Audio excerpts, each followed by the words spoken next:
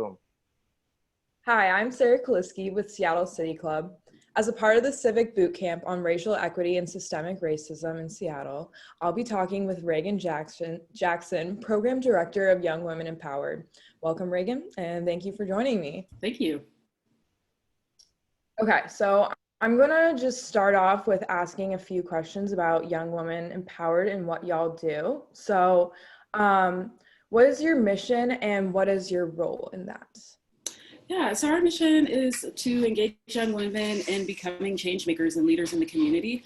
And how we do that is through several different intergenerational youth leadership programs. So we work with girls, gender non-binary and non-conforming youth, ages 13 to 18. And we also have a huge pool of mentors who are very representative of the youth that we serve, come from the same cultures, and participate alongside the youth in helping them to gain some leadership skills. So are the mentors and the youth part of the intergenerational aspect? Mm-hmm. Cool. So the next question I have is, how does Young Women Empowered address racial equity and systemic racism? I think our approach to addressing racial equity and systemic oppression is pretty comprehensive, starting from the ways in which we engage with our youth, and specifically that we center our youth of color. Hold on one second. Can we stop for a second? All right, so our approach to racial equity and systemic injustice is pretty comprehensive. We work with our young people to center youth of color in our programs, and we do this in part to address the racial disparities that they're experiencing in schools. We're intentionally inclusive. We don't exclude white participants because we think it's important for them to be a part of this process as well. But we also have to rebalance because so much of our educational system and so much of all of our systems are very white centric. And that can be very detrimental and damaging to the human psyche, quite frankly. So in addition to that, we as a staff have a commitment in terms of our professional development. So for example, yesterday, all of our staff attended a race and equity training done by Jody Ann Burley and Flora Larson about oppression in passive aggressive communication. And then afterwards, we did a caucus. Our BIPOC staff and our white staff had caucus time. So we're looking at that specifically as a model that's really helpful, where we can engage deeply on the issues that are specific to our own identities. And then we're modeling that with the community work we do as well. So we have like a white accountability group that's led by one of our co-executive directors, Rose Edwards. And on Juneteenth, I began a journey of blackout healing that started out as a protest at the CHOP, which I was going to do separate from YWE. But when I brought it to the staff and told them, that I was going to take this day off and do this thing, unanimously they decided to support. So we as a staff took on organizing the blackout, holding a space of grief work and deep healing that centered Black folk who have been really struggling. I've been really struggling in the wake of all this viral death and perpetual injustice and inability to get justice. So that turned out to be an event where, though it wasn't youth-centered, many of our young people felt called to participate and showed up. And then we're in community with folks from across the spectrum. After that, one of our staff members became really inspired to do some anti-Black work in the API communities. So Nellie Jasuja, has started a group of our API folk, and they're engaging in that work. So this is something we do with our staff. It's something we do with our board. It's something we're super transparent about. And it's a continuous process. It's not just we have a one-day in service and that's it. It's like we have to continuously be reading and watching videos and retooling and having difficult conversations to push our understanding of who we can be in the world and how we can be together, because ultimately our goal is to create communities of belonging.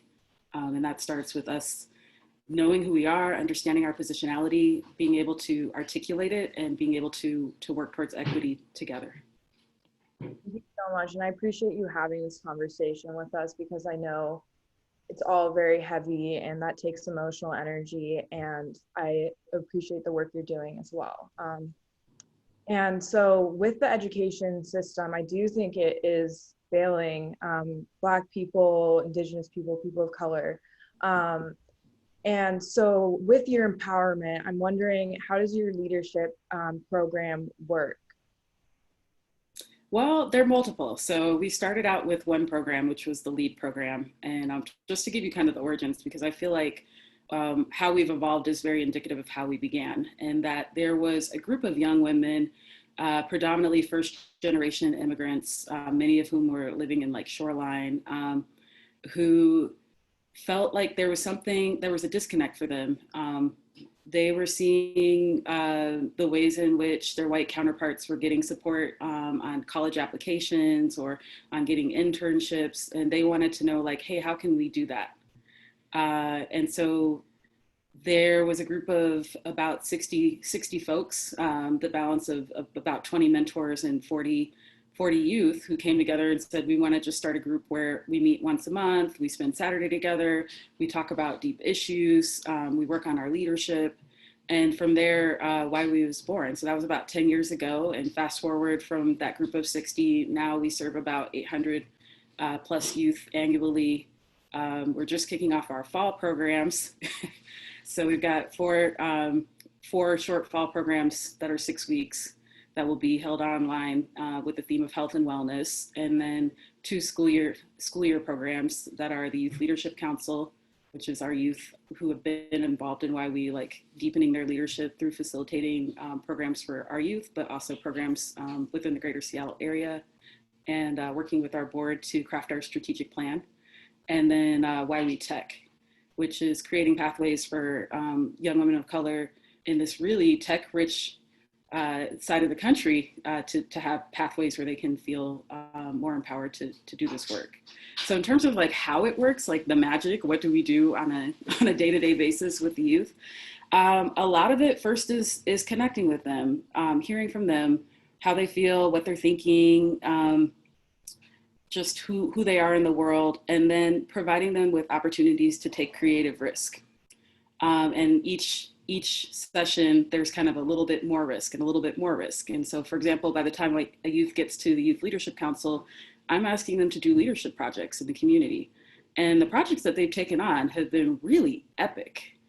So for example, you're just referring to how Seattle Public Schools, or how schools have failed a lot of our youth of color. One of our youth took that on as their project and did interviews with 40 youth in the Seattle Public Schools, and then turned it into a book and self-published it. So you can read it, pick it up at Elliott Bay Books. It's called You Failed Us. Literally. Wow. Yeah, that was their leadership project. But, you know, the idea is for them to have a deep understanding and deep time to self-reflect on who they are and who they want to be, and then to have the support to get from A to B. So what does your health and wellness program look like, and like what's your philosophy around self-care for yourself and youth? Actually, self-care is kind of implicit in all of our programs at this point, and part of it is because we're tired. We do a lot of emotional labor.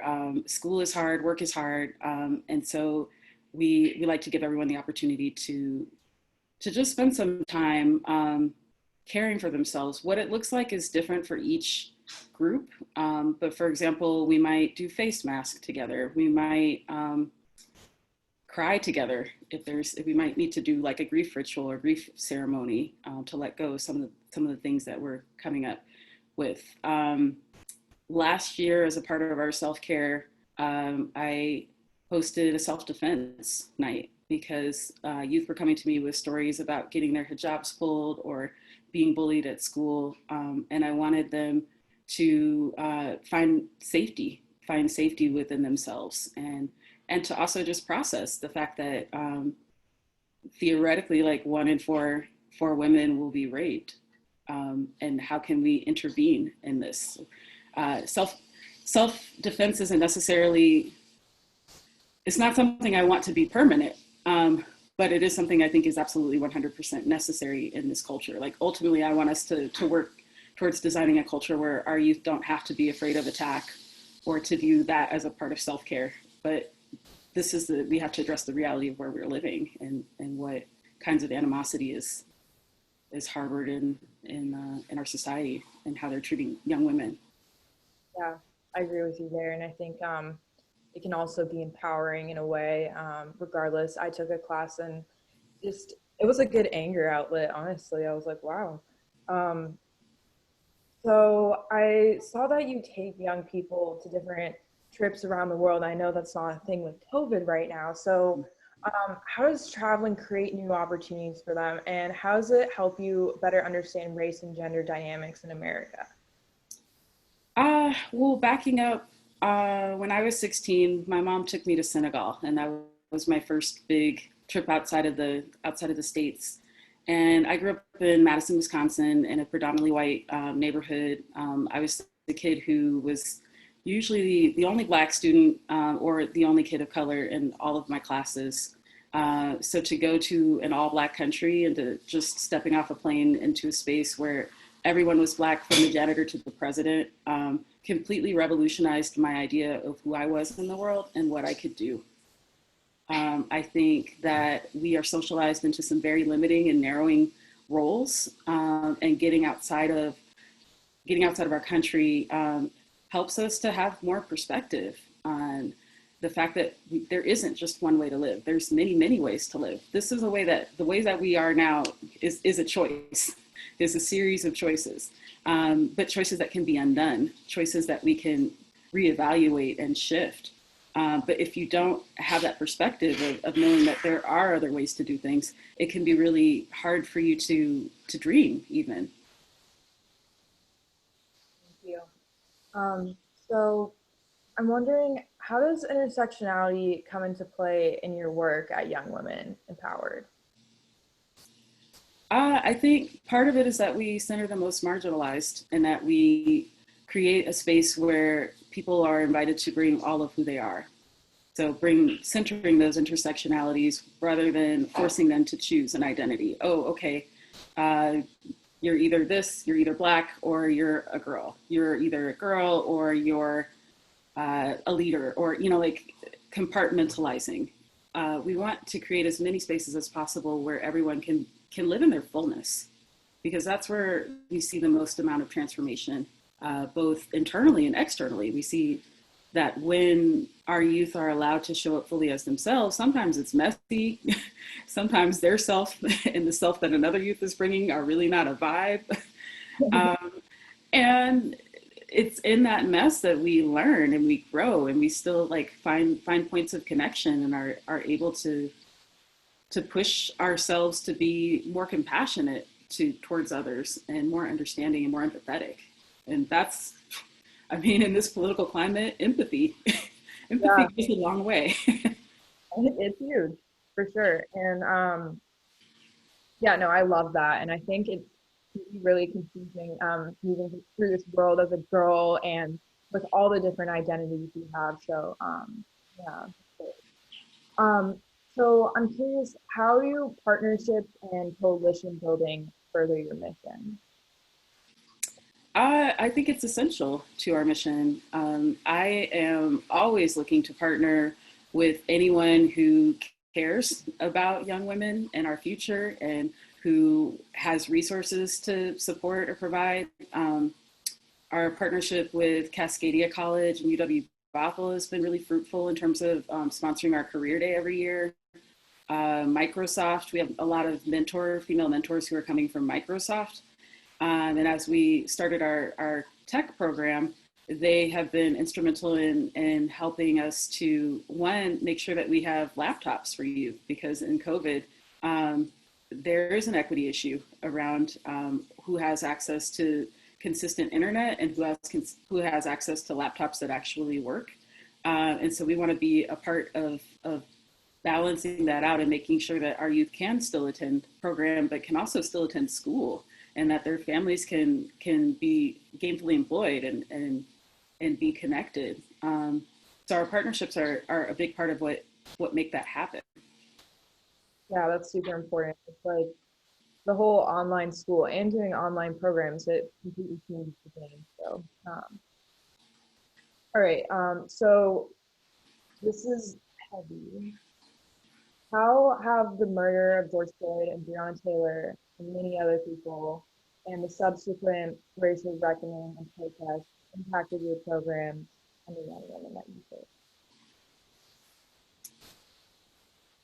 After George Floyd died, I got a text message from a 15-year-old asking me, why are they killing us?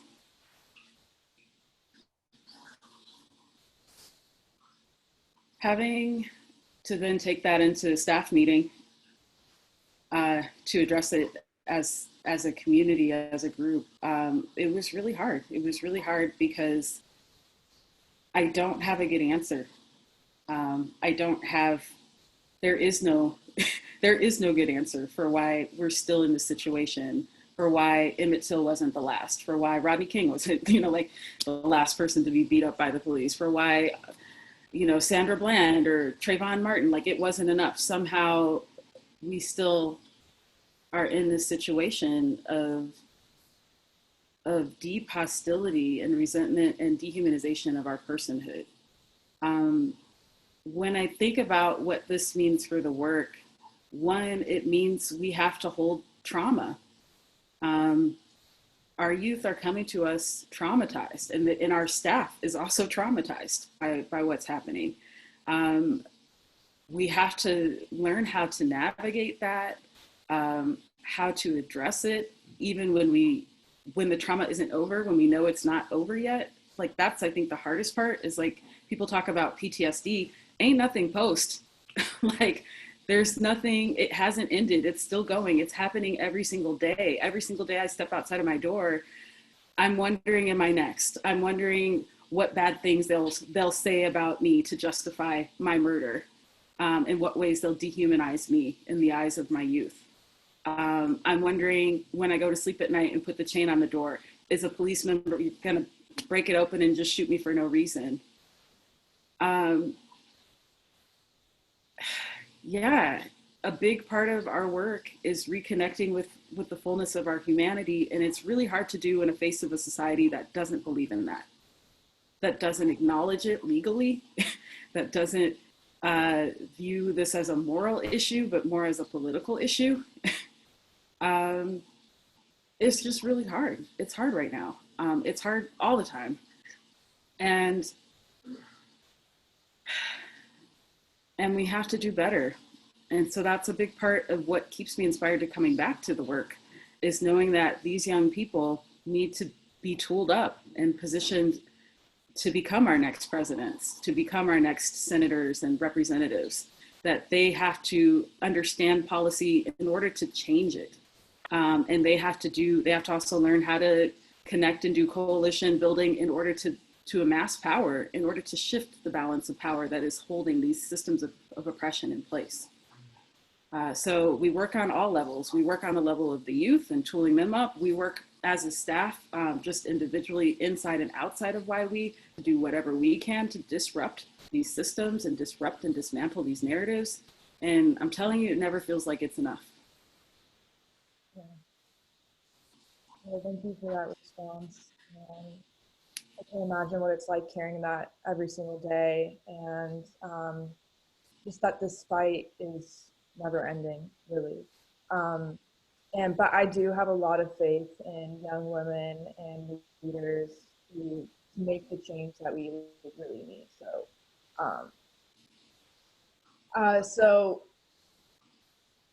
how do you address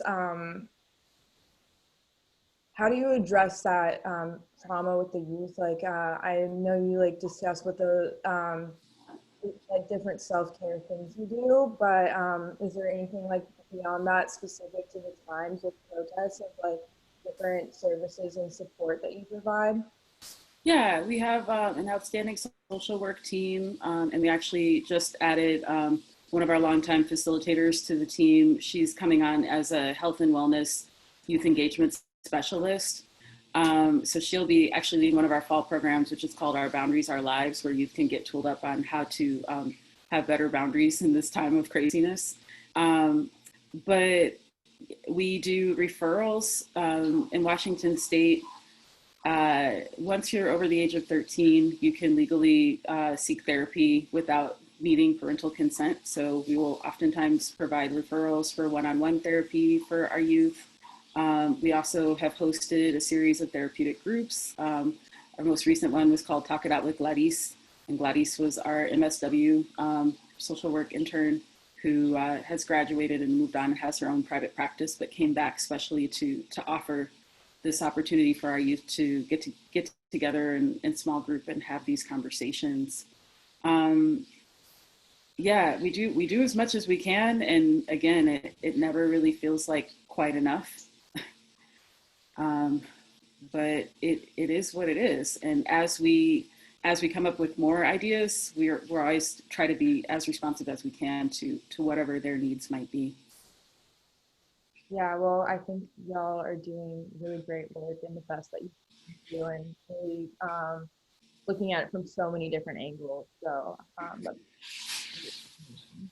um, so what do you believe are the main challenges in Seattle regarding structural racism and sexism and the other forms of repression you're talking about?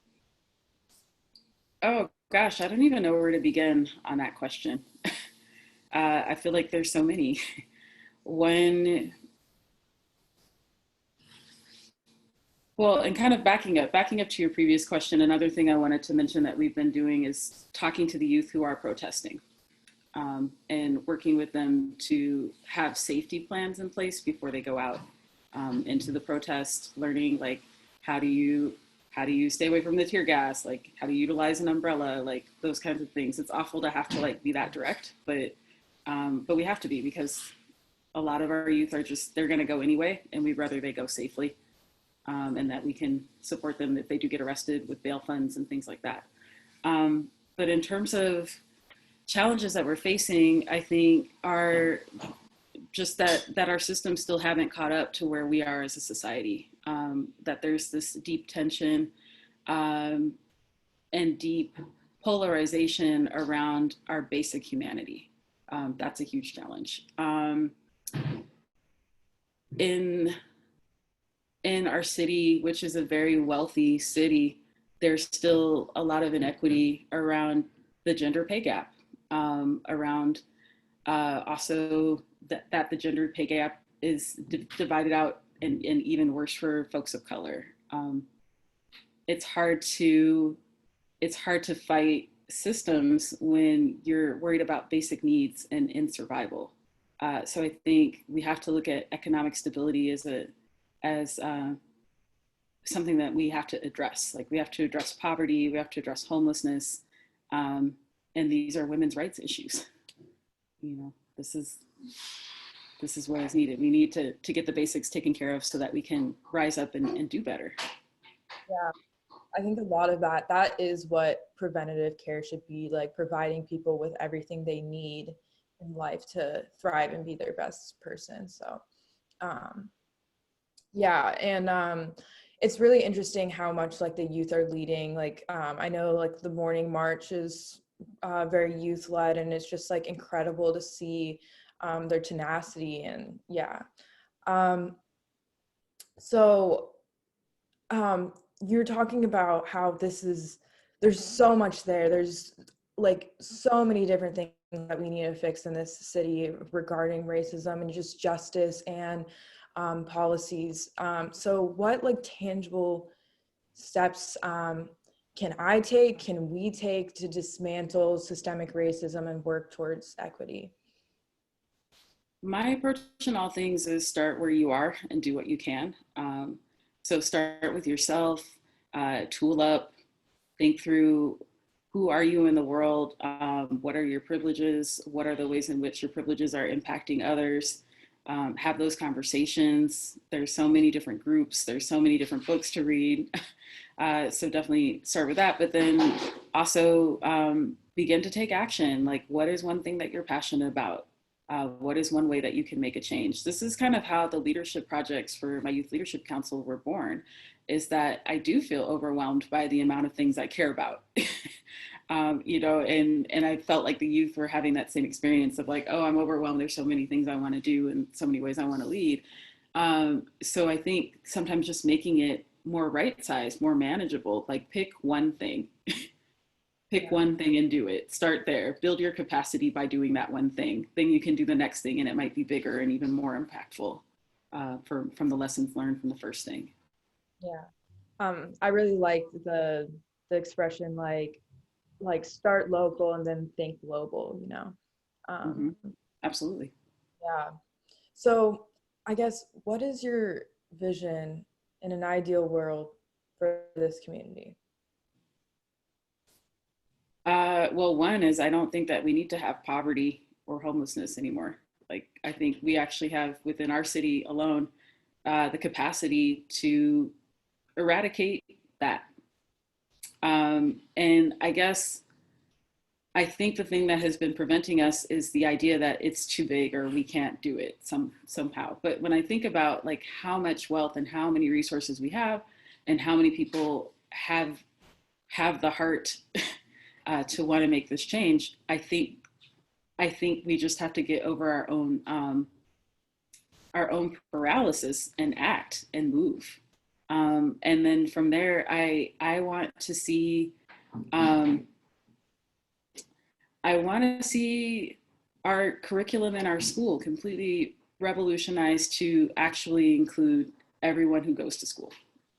I want our teachers to be held accountable for promoting practices that humanize their youth and address all of their needs, and not just the limited spectrum of what I think it gets addressed at school, and all the things that don't get addressed at this point at school. Um, yeah, like let's start with that, and then I'll get back to you on all the rest of the things. Yeah, I feel like those huge. So yeah, they're yeah, huge, but I feel like we're at a point where it's like, if not now, when? yeah, Now, like we can do it. We just haven't done it. yeah. I think it's very easy to get bogged down and just say, oh, it's so complex, it's so complicated, as a way to not take real action. You know, I see that a lot with homelessness of just, oh, like, you know, we can't actually provide housing. That's like, that won't solve the issue, but it definitely would help giving people a place to live and, you know, get their life um, back on track how it should be. So um, yeah, and just how much is weighing down on people, of things that they're not in control of not having, you know, mental health services and career support like Young Women Empowered is doing. So do y'all serve homeless youth as well? We do. Mhm. Yeah, not exclusively, Yeah. um, but definitely we have had some youth who were homeless in our program. What I would say about this time of COVID, though, is that those are the youth that are the hardest at this point to serve, because those are the first ones who we lose capacity to contact them. The phone number goes off or they stop responding to emails. Like, so it's like, and we can't physically go to a place if they don't have a home. It's hard for us to like physically track them down. So those are the ones that I feel like are slipping, and we're doing what we can to think through how to continue engagement. Yeah. Well, thank you so much for your time and all of these great insights. I'm gonna wrap up, but um, I encourage you all to check out her website at rejjart.com. Actually, I have a new website. It's New website? reaganjackson.com. Mm-hmm. What was that? reaganjackson.com. Okay, great. Yeah, and we'll share that out with people too. And we have Young Women Empowered in our workbook, so definitely encourage everyone to explore more. And I want to thank Alaska Airlines, our Civic Bootcamp partner. And yeah, once again, thank you so much for speaking up to us today. And I can't wait to see all the good work that Young Women Empowered continues to do. So. Thank you.